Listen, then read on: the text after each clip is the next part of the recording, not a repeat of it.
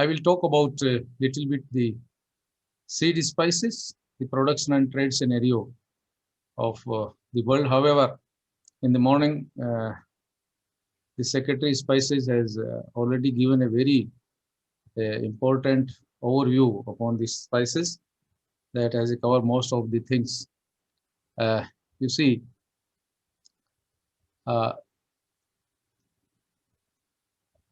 the seed spices cultivation is mainly concentrated in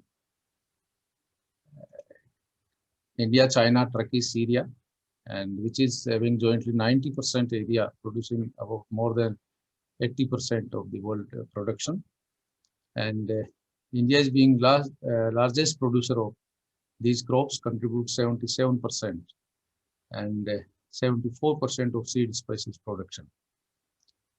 And in India, spices occupy 1.98% of total gross cropped area and 15% of area under horticulture crops.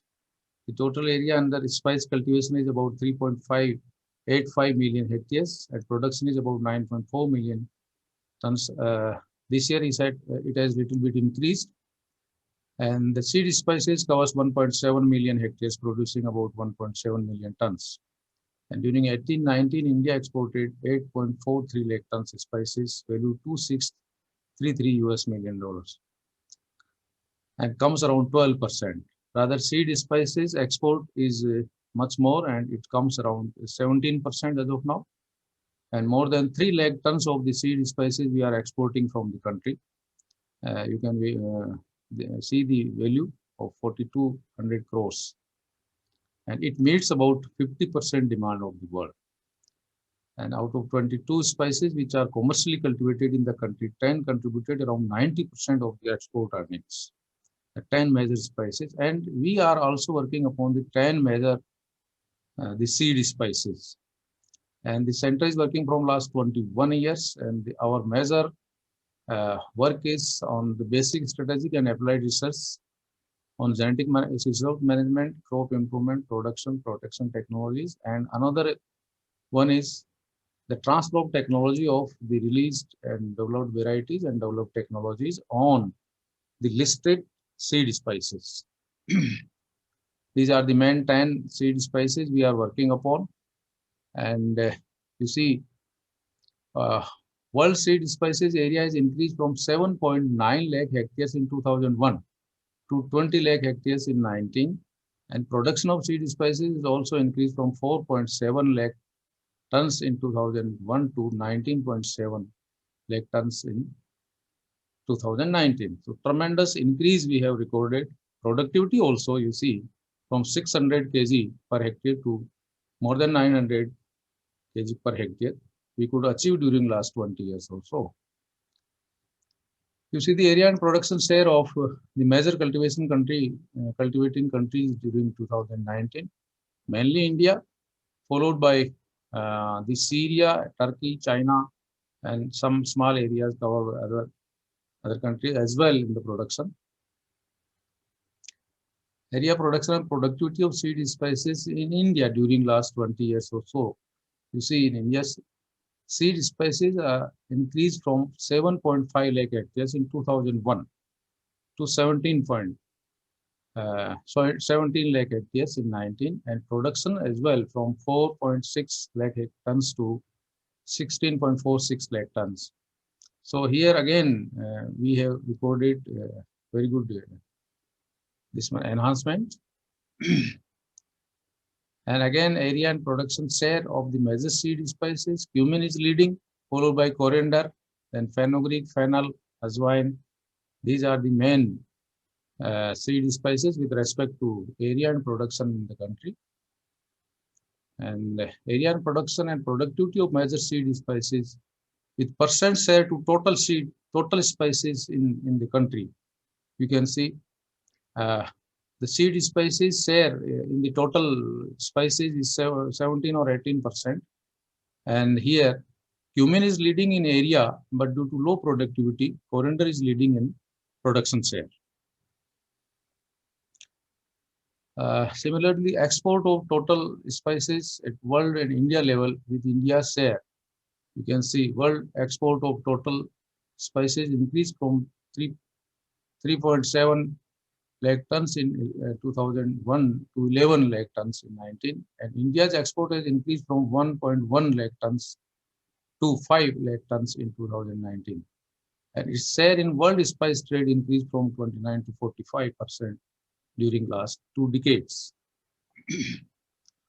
The five most exporters of the spices are India, Turkey, Netherlands, Pakistan, and China. And you see the export of total spices from India increased from 2.3 lakh tons to 11.8 lakh tons during last 2 decades. And the seed spices export increased from zero point 0.4 lakh tons to more than 3 lakh tons during last 20 years or so. And this is the tremendous enhancement we have recorded during last 2 decades from the country. And you see the export in quantity and value term of major seed spices with respect to share of total spices. So here again, cumin is leading in export. After chili in the country, cumin is second crop we are exporting, followed by the other crops. You see, the spices are known for their high value compounds, and I listed some important compounds which are there in the respective crops like cumin, coriander, fennel, fenugreek, cuminaldehyde, linalool, anethol, phenicone. Then these are saponins are the important high value compounds and used for many medicinal uses. Some opportunities we are having in the country so that we are maximum producer because varied agroclimatic conditions, and Indian spice trade has been successful in earning a global reputation for product quality and marketing service.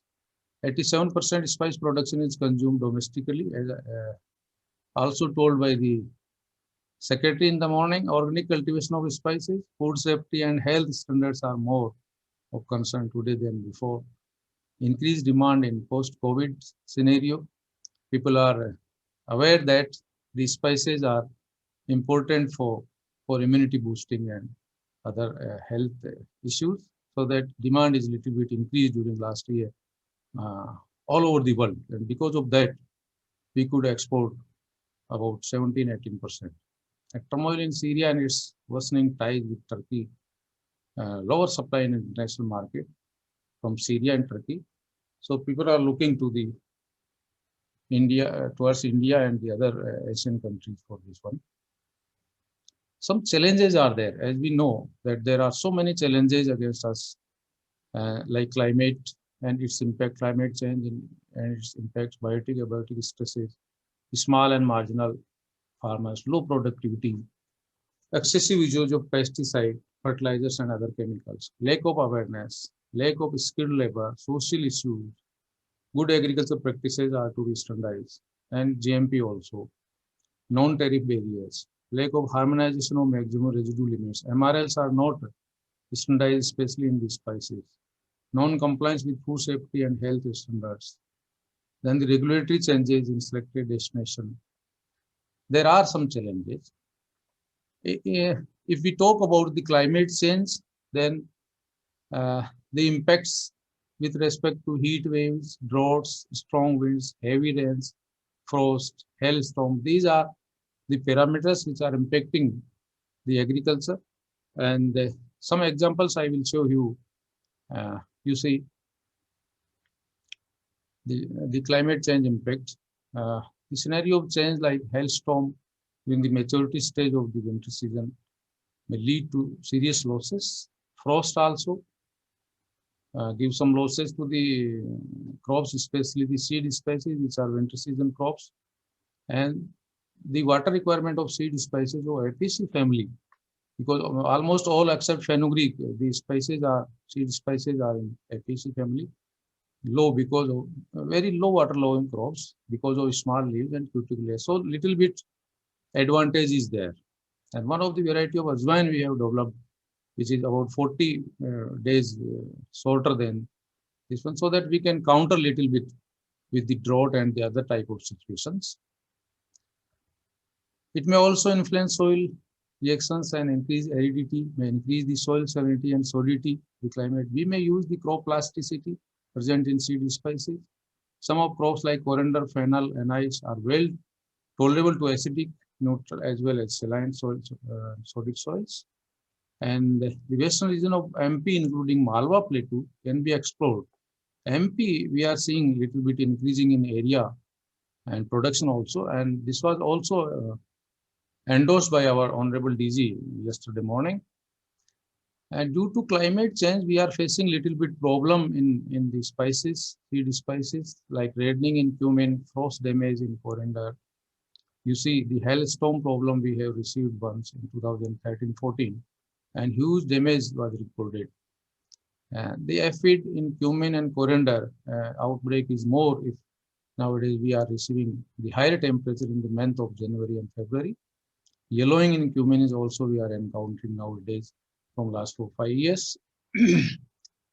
And weeds may become more prolific, expected to invade new habitats due to global warming, insect pests, and other problems we are facing due to change. Blight in cumin, yes, it is a very devastating disease. Then yellowing disease also.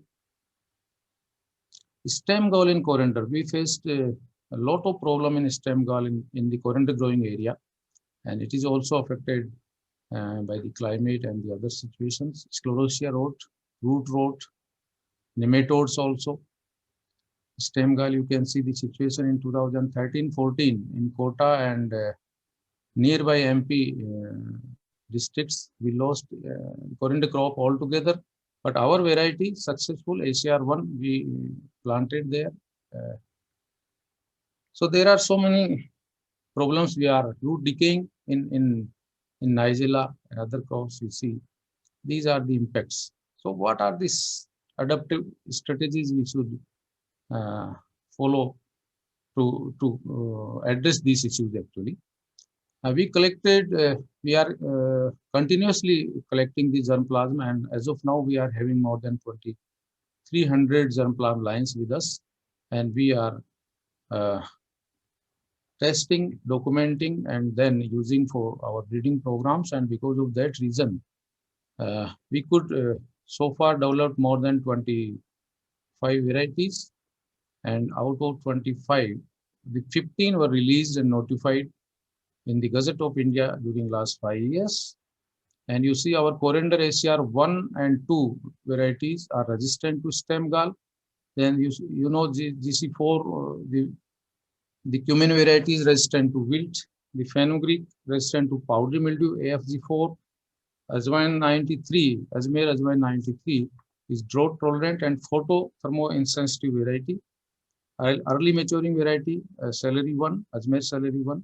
So these type of varieties we are trying to develop to counteract the climate change like problems. And then under the different technologies we are trying that the scientific interventions and developing the technologies to boost the yield and to reduce the input like water, like fertilizers and the other inputs. You see, protected cultivation, low tunnel cultivation, raised bed technology, fertigation. We have developed off-season cultivation. AGCR1 variety is also suitable for off-season because it is a green leaf variety. We also, this year it is notified in the Gazette. Intercropping with the fruits and vegetables, we did some experimentation for looking into consideration the doubling farmers' income and the other things.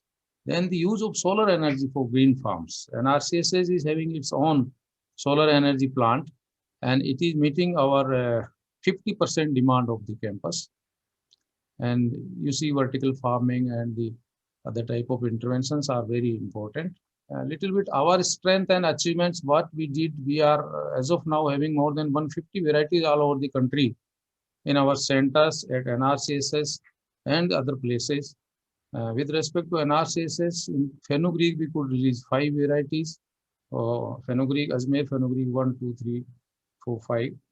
And 3 is very important variety because of high content of this your chemicals, which is beneficial for sugar problem, anti-diabetic compounds.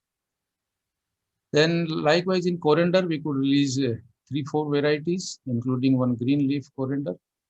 And our one variety ACR1 was also found place in the document at the time of first Modi government after completion of 2 years, ACR1.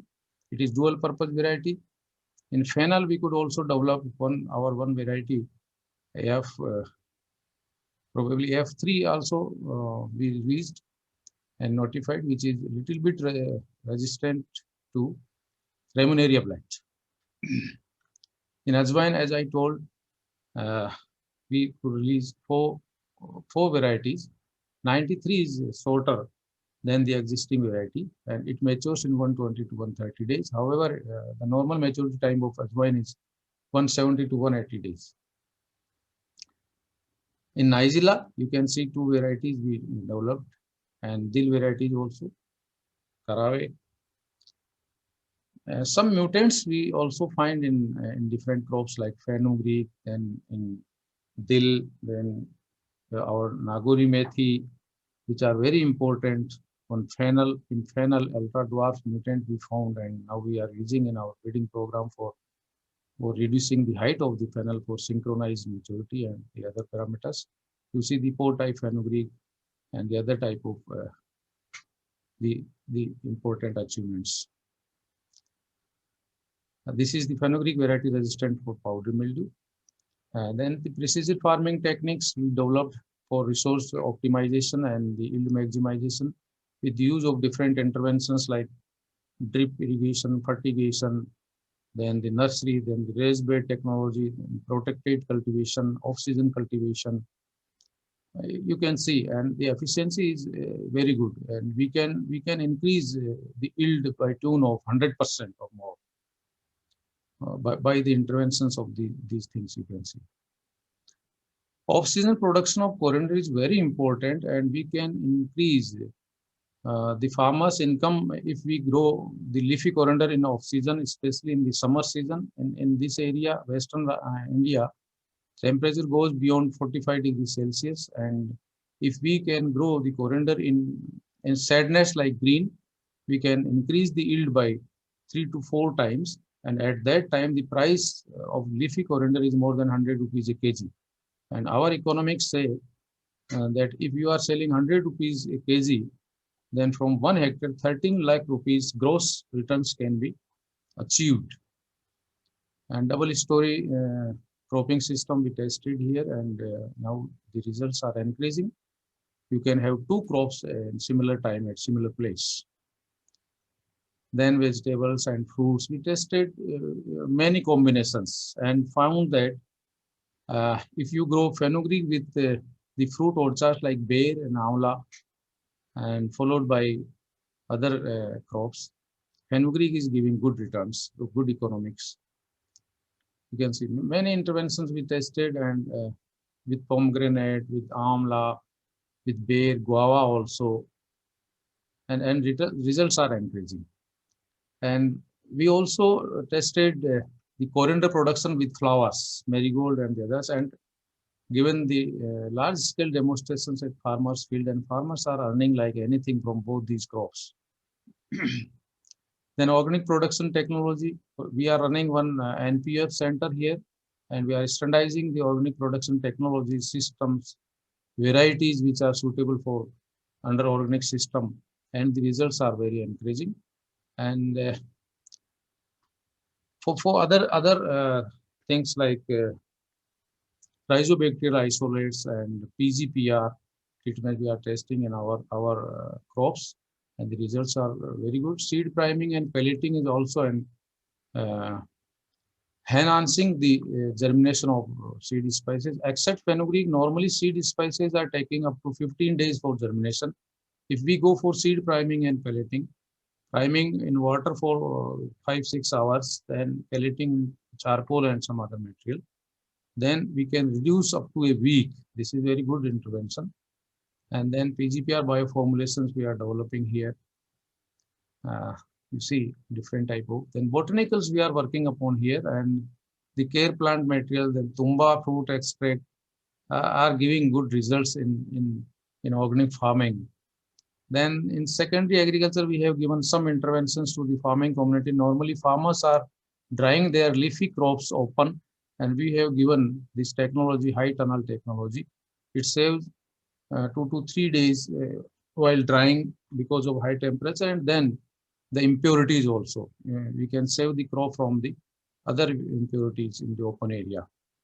And we could develop some products out of these seed spices. You can see the squaces ready to serve of coriander, fennel, dill, ciders, fennel cider, dill pras, dill parag, amla capsule functional food, then the biscuit, QPM and fenugreek biscuit, methica tea also, and extrapolated these things.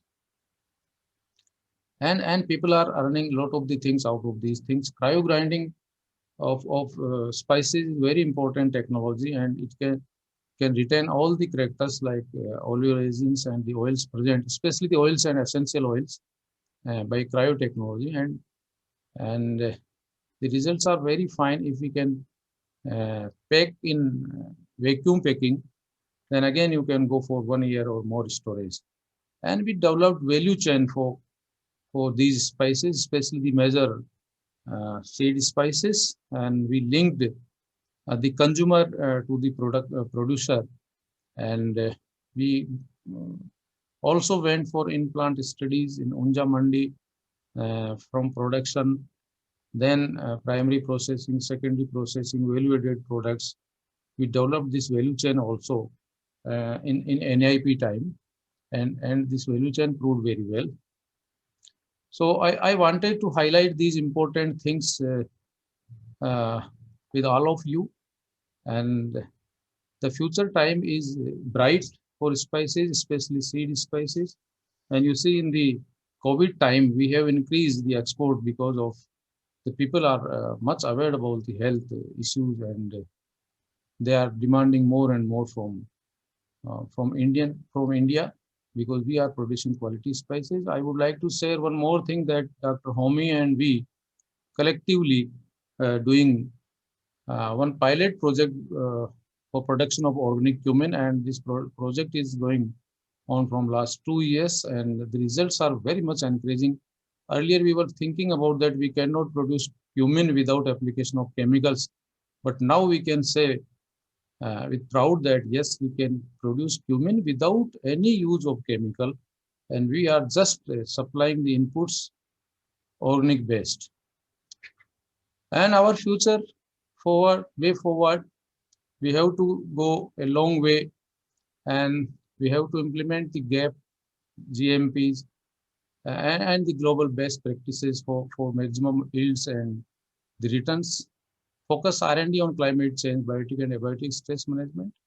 Implement product traceability. Chemicals and fertilizers that are banned in other countries should also be banned in India. We have to promote organic farming or the natural farming, or I should say the integrated farming system or the integrated farming modules. Need for a single nodal agency for export and domestic markets, so that the issues can be again tackled into. Have an agriculture export policy.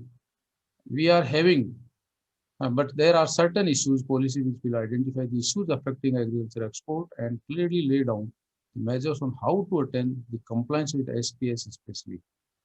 Focus should be on move from subsistence farming to more export-oriented farming, so that our farmers' share can be increased. Farmers' share with respect to profit can be increased a little bit. The world-class export infrastructure we need.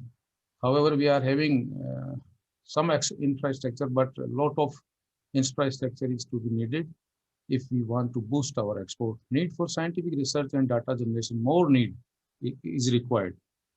So thank you from my side for giving me this opportunity. I thank all of you for listening patiently. Thank you very much.